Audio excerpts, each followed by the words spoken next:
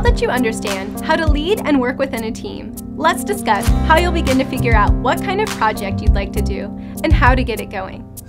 The 5 key steps I'll talk about in this lesson include identifying the issue and a potential solution, building the team you need to complete the project, creating an action plan, launching your project, and sharing your successes. I'll start by sharing the details of the 2 great project ideas we've mentioned that ActiveLife can help you complete, SnapEd and Operation Storefront. Sharing these project examples will get you to start thinking about what you want to do. While some of the service projects you decide to launch may be one-day events, others will occur over an extended period of time. Both of our main project ideas require more than 1 day to complete. You can find quick tutorials and guides to help you through these projects by clicking their links on the Team AL tab of your My Account page. Or you can follow the instructions in the Active Leader manual. We encourage you to check them out. Both of the project ideas I'll discuss are absolutely free. Our first one is called the SnapEd project. SnapEd stands for Supplemental Nutrition Assistance Program Education. It gives youth and young adults all of the tools and class curriculum needed to teach a series of nutrition classes to their friends, neighbors, classmates, or families. Our goal is to help leaders provide education about healthy food choices to those who need it most and are on a tight budget. You can find a list of the zip codes and schools that we recommend you teach the SnapEd classes to online. If you're in one of these places, we strongly recommend doing this as a project. You can do this project as an individual or a team. If you choose to do it as a team, you'll either get everyone to teach the curriculum to their own friends and families, or you'll rotate through instructors to let different team members teach each time. You'll teach between 3 and 6 lessons to the same group of people to complete the project. Our next project idea is called Operation Storefront. It's an advocacy project that promotes tobacco prevention and ethical marketing strategies in local stores. For this project, individuals or teams evaluate the retail stores in their community to determine their marketing strategies in selling tobacco products to youth. With this knowledge, teams find creative ways to share their results with others and advocate against these unethical strategies. ActiveLife has the tools teams need to carry out Operation Storefront, including store report cards and a project guide posted online. Of course, you may also choose other ideas that are listed or create your own project. As you begin to figure out what you want to do and how you want to do it, we recommend that you follow the next 5 key steps. Step 1. Identifying an issue to find a potential solution.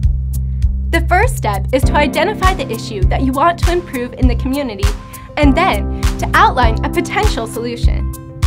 The solution will be your service project. This process takes time, patience, and commitment. There are a few basic steps to problem solving that can help you through this. As I present each step, I'll use the SnapEd project example to demonstrate the concept. First, brainstorm all the issues that affect your community. Think about your values and the health needs of those around you. Ask around if you need to, or do some research. Then choose the issue you are most passionate about and write it down as a problem statement. For example, you decide that you'd like to help decrease the rates of people who are overweight or acquire type 2 diabetes in your area. So, you may identify the problem as, more and more people in my community are becoming overweight and sometimes developing type 2 diabetes. When choosing an issue, it's important that you choose one that meets your community's health needs. Relevant social topics will keep team members, potential sponsors, and the media engaged. Making your project meaningful also means that it'll be likely to influence others long after the project is over. And that's the whole point. Next, you'll gather the information you need to back up the problem or issue you've outlined and use it to begin forming project ideas. You can do this by posing survey questions or interviewing people in person about their opinions, viewpoints, behaviors, or experiences about the issue you've chosen. In our example regarding people developing diabetes as a result of being overweight, you could create an anonymous survey and send it out to your friends, family, and classmates to see what and how much they typically eat, as well as the types of food they think are healthy, what their current exercise habits are, and how they feel about their overall health status. Once you have plenty of information, you'll need to evaluate it to determine its credibility. Ask yourself if people seem to have understood the questions, if they stated facts or opinions, and look to see if there are common patterns that you can use to begin forming a solution. For example, after reading through the data you gathered from your survey, you realize that people who seem to be less healthy are exercising, but they do not eat enough fruits and vegetables and eat too much junk food and processed sugar. After evaluating the information, you'll begin drafting potential solutions or projects to address the issue. When drafting, think about possible causes to the issue and look for their solution. Think of advantages and disadvantages of each solution you're considering. What are the costs, benefits, and obstacles? After considering these questions, what looks like the best solution to the problem? This step is what you'll base your project on. So, in our sample situation, you realize after evaluation, the people you know aren't healthy because they aren't eating right. They aren't eating right because they don't really know what that means, or that they can't afford to buy healthier options. Therefore, you come to the conclusion that nutritional information should be taught to them. You plan to do this in a way that positively shares foods that can be eaten often and ones that should only be eaten in moderation. Meanwhile, you will teach your students how they can maintain a healthy diet on a limited budget. You brainstorm a variety of ways to teach people this information, like through nutrition campaigns, awareness events, or group lessons. The last step is choosing the best solution and moving forward. Choose a project that will address a true need and make sure you are actually able to do something about it. At this point, you should have enough perspective to select a solution and put it into action. So, you decide to do ActiveLife's SnapEd project to learn more about nutritional information and access the teaching resources and tools that you'll need to help teach your friends and family how to eat and live healthier on a budget. Step 2. Build your team. Sometimes you can do a project on your own, but most times it's good to recruit a team to help you plan and carry out the project. More people means more ideas and more hands to help. When you ask people to join your team, make sure they're excited about your project idea and are willing to put in their fair share of work. Try not to make your team too big or too small so that everyone has tasks to do, but no one is overwhelmed. Try to build a team with personalities that complement each other with their differences, but that can also get along well.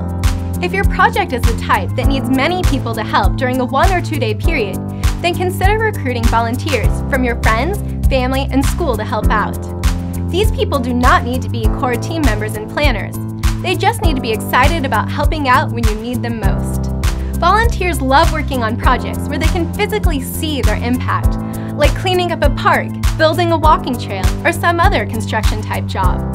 We'll talk more about recruiting volunteers and giving them a good experience in the next lesson. Step 3. Build an action plan. When you have settled on your project and built the team you need to complete it, you'll move on to Step 3. Building an action plan. An action plan consists of a project vision, goals, a timeline, and a way of tracking and reporting the results. A vision should be a brief description of what you want to be the ultimate result of your project. For instance, the vision could be, everyone who takes my SnapEd class will eat healthier and live a higher quality of life. Goals for your project should be SMART. SMART stands for specific, measurable, attainable, realistic, and timely. For instance, your goal is to get yourself and each of your team members trained in order to teach a series of 3 40-minute classes to a group of 15 people made up of your friends and family. You will begin the classes by November 1st and finish them by December 1st. An action plan will also need a timeline so that you know when all of the activities should happen. This way, you can prepare by securing sponsorships, supplies, volunteers, and other key resources. A sample action plan and timeline can be found in your Active Leader manual. You should keep track of your team's progress by having members regularly share what they've been doing to stay on track. After you have completed your project, you'll want to share your successes through video and photo uploads to the ActiveLife website. If you're doing the SnapEd project or a project through the Young Leaders program, you'll need to answer a few questions online about how it went. It's always good to make sure your team and any other volunteers have a way to share their experiences with you after the project is done. Active Life will help you with this, but you may also want to send out your own survey or have a group discussion. When outlining your project and creating an action plan, be sure to take into account the following project characteristics. By meeting these criteria, you can ensure that your project will be beneficial to the community and your team, and that you meet the goals of an active leader. Make sure your project is team-oriented. The project works well in a team environment. Impactful. It directly impacts the health of your team and/or community. Measurable. It has an evaluation method or a way to track success in a final product that can be shared. Health-focused. It addresses an issue related to physical activity, nutrition, or tobacco prevention. Advocacy-oriented and educational. It promotes skill and knowledge building regarding key health concepts. Affordable. It is within limits of available sponsorships and donations if applicable. And legal and safe. It adheres to all rules and laws. Step 4. Launching your project. Okay, let's move on to the next to last step. Step 4 walks you through how to actually launch the project. This information is typically used for a done-in-a-day project. These are projects that, while they may take a while to plan, are actually completed over the course of 1 or 2 days. For these types of projects, a successful team provides a well-organized day that gives everyone a fun and productive environment to work in. To prepare for your project's launch, it's a great idea to use checklists. Pre-project, day of, and post-project checklists help you remember the big-ticket items and the little ones, ranging from the tools you'll need for the day of the project to the thank you notes you'll send afterwards. Even with fairly simple projects, details are important to make sure the day runs smoothly.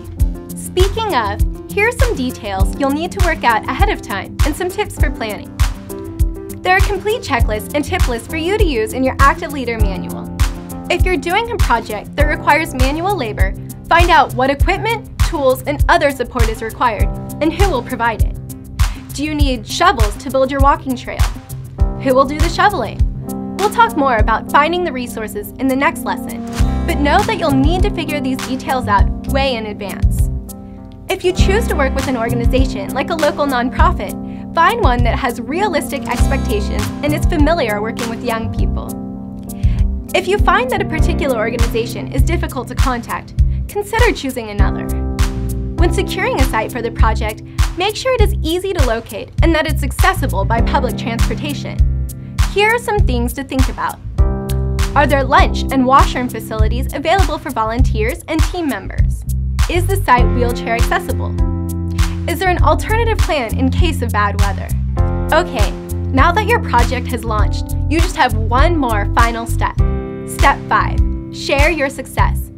It is so important to share your project's results with everyone involved.